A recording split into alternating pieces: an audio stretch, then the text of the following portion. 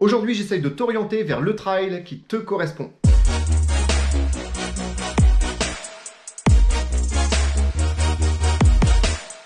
Salut à toutes et à tous.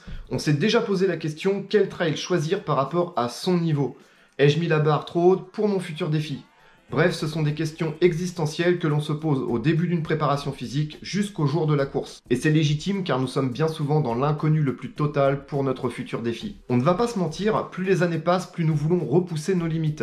La seule chose que nous ne souhaitons pas, c'est être hors course. Alors on aime les crampes, la déshydratation, les problèmes gastriques, l'épuisement, enfin tout ça on kiffe, mais ce qu'on ne veut surtout pas, c'est l'abandon. C'est pourquoi à mon sens, il est important de savoir où l'on met les pieds.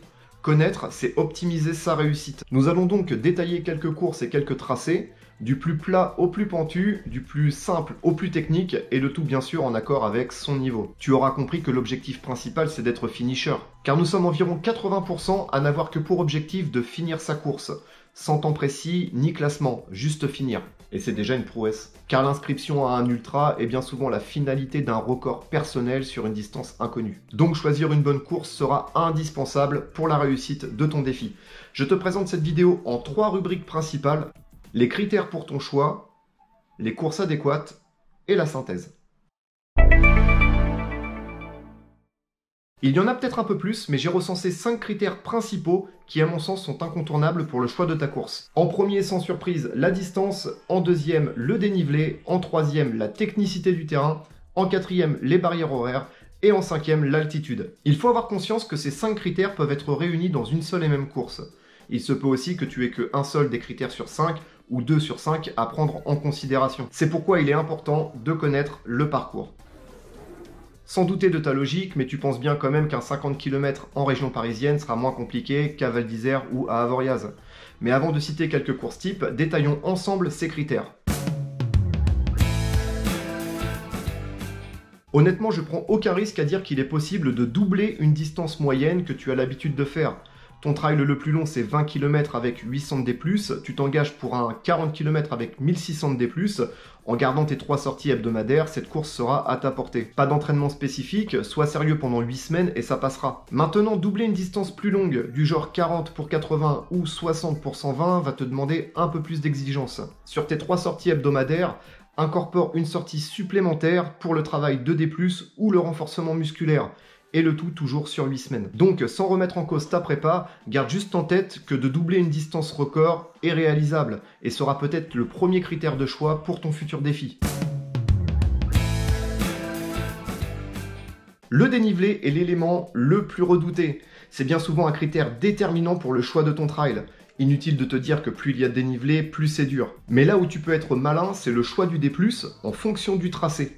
Je m'explique. J'écoute. Préfères-tu prendre 2000 mètres de D+, en 2 fois, du genre 2 km verticaux, un tracé de parcours en forme de M, ou plutôt en une dizaine de fois une succession de montées et de descentes? Tu vas me dire, peu importe, 2000 mètres c'est 2000 mètres. Eh bien non. Premièrement, si ton parcours contient une succession de bosses, tu auras peu de chances de te trouver en altitude, avec tous les effets négatifs que nous allons voir juste après. Contrairement à un kilomètre vertical qui lui t'emmènera sur les sommets. Deuxièmement, nous n'avons pas l'habitude, nous petits provinciaux, de grimper comme ça pendant des heures, même si dans ta région tu t'entraînes régulièrement pour le travail de D+.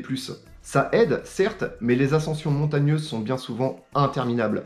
Mieux vaut monter et descendre régulièrement à mon sens que de gravir des sommets. Donc une fois de plus, tu te rends compte que le tracé peut avoir toute son importance dans la réussite de ta course.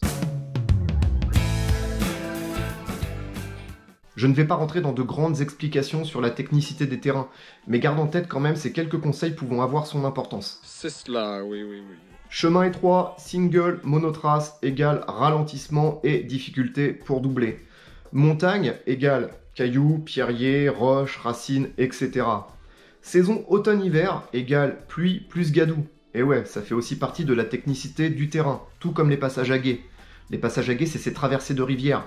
Donc passage à gué égale ampoule et pieds mouillés. Toutes ces conditions de parcours ne sont pas à négliger dans l'organisation de ton périple. Tu peux également voir quelques vidéos YouTube des éditions précédentes pour te faire ton idée sur la technicité du terrain. Et pour optimiser ton aventure, tu peux également envoyer un email aux organisateurs qui sauront te renseigner pour le mieux au sujet de leur parcours. Je suis sûr que tu connais ton allure ainsi que tes temps de passage de tes précédents défis. Donc étudie bien les BH de ton futur parcours. Et si je peux me permettre surtout la deuxième moitié, c'est là que vont arriver les difficultés. Il faut donc, et surtout, que cette analyse soit complémentaire avec le D+, et la technicité du terrain. C'est vraiment la première cause de réel ralentissement. À toi aussi d'être malin et de trouver une course avec des BH relativement larges pour avoir une marche confortable. Car tu peux sur du très long voir ton allure diminuer de moitié pour cause de terrain plus pentu ou plus technique, mais être aussi physiquement dans l'incapacité de pouvoir courir. C'est pourquoi j'apprends les BH de mon prochain trail par cœur. Il y a un petit côté scolaire derrière tout ça, mais je vous assure les amis que ça évite les mauvaises surprises. L'altitude. Et ouais, le seul critère non maîtrisable et qui peut mettre à mal la réussite de ton défi, et cela peu importe ton niveau. Choisir un trail où l'altitude est raisonnable me semble quand même plus sage. Mais avons-nous le choix quand nous pratiquons dans les Alpes, en Corse ou dans les Pyrénées? C'est pourquoi une fois de plus, le choix de ta course est très important. Je me répète là. Mon conseil en ce qui concerne l'altitude, essaye d'orienter ton futur défi sur un trail de petite ou de moyenne montagne, du genre les Vosges ou les monts d'Auvergne. Les ascensions y sont moins longues et moins dures. Ou pas. Mais surtout, tu ne risques pas de souffrir de l'altitude à 1000 mètres. C'est souvent aux alentours de 2500 mètres que les premiers symptômes commencent à se faire sentir, du genre vomissement, perte d'équilibre, grosse migraine, perte de puissance, perte d'énergie, enfin toutes ces choses-là, par manque de globules rouges dans l'organisme. Donc ne sois pas trop ambitieux sur ton futur défi, surtout si celui-ci est montagneux. Et ce sera mon dernier conseil en ce qui concerne l'altitude. Et pour finir, il m'est arrivé de rencontrer ces 5 difficultés sur un seul et même trail, ce qui en fait un défi encore plus méritant. Mais à quel prix? 50 km en haute montagne, 4200 mètres de dénivelé positif sur des cailloux et des pierriers tel un décor lunaire. Et le tout à 2400 mètres d'altitude, le trail de Méribel. J'ai participé à cette course il y a environ 2 ans et malgré l'expérience que j'ai acquis, je pense toujours que c'est une des courses les plus difficiles en France. Son indice de difficulté, oui tu as bien entendu, un indice de difficulté, a été estimé à 11 sur 12. L'UTMB c'est 9 et la Diagonale des Fous c'est 10. Alors oui, je sais ce que tu vas me dire, ça n'a rien à voir parce que c'est des ultras. Bah l'échappée belle c'est un ultra et son indice de difficulté est de 11 sur 12. Comme le GR20. On parle bien de sa difficulté par rapport aux 5 critères que je viens de te citer, et cela peu importe la distance. Toutes les courses que je vais te citer sont bien évidemment celles auxquelles j'ai participé, pour être le plus objectif possible. Il te suffira toi par la suite de choisir tes propres trails régionales ou nationales et comparer avec les miens pour en connaître les points forts et les points faibles. Mes vidéos sont bien sûr à ta disposition sur la chaîne si tu souhaites détailler les parcours. La plupart d'entre elles sont tournées en Normandie, sauf bien sûr les courses nationales. Donc, en Normandie, les trails dits de petite et de moyenne distance, 15-30 km, ont pour la plupart du temps un dénivelé équivalent d'un tiers la distance du parcours. Pour 20 km, c'est environ 600 mètres de D+, comme le trail des Requins, le trail de Noël à Montigny et le trail de Vernon-Giverny, pour ne citer que. Pour une distance de 30 km avec 1000 de D+, on a le trail de Robert le Diable, le trail des Raids Dingues en semi-nocturne et le trail de Lyons-la-Forêt. Si ton futur défi est classé dans cette distance entre 20 et 30 km, franchement tu prends aucun risque sur le ratio longueur-dénivelé. Par contre, renseigne-toi bien si ta future course comprend environ la moitié du ratio, soit 50 km avec 2500 de D+, comme le trail des Rois Maudits, ou 40 km avec 2000 de D+, comme le trail des 40 Bosses. Cela veut dire qu'il sera forcément plus costaud physiquement en vue du nombre de montées et de descentes. C'est valable aussi pour les trails longs, comme le trail de la Grande Champagne, 52 km 1800 de D+, toujours un tiers du ratio, ou le trail des Châtaignes, 55 km 2003 de D+. Sans surprise, à la montagne, les trails longs ont un dénivelé plus conséquent, comme le trail de Valseny, 60 km avec 3006 de D+, ou le TGV avec ses 73 km et 3008 de D+. Ce ratio témoin est aussi valable pour de l'ultra. Si ton futur défi est entre 80 et 160 km, le tiers du dénivelé ne déroge pas à la règle, comme par exemple le trail des Templiers, 80 km et 3006 de D+, ou l'Infernal Trail des Vosges avec 130 km, 6000 de D+.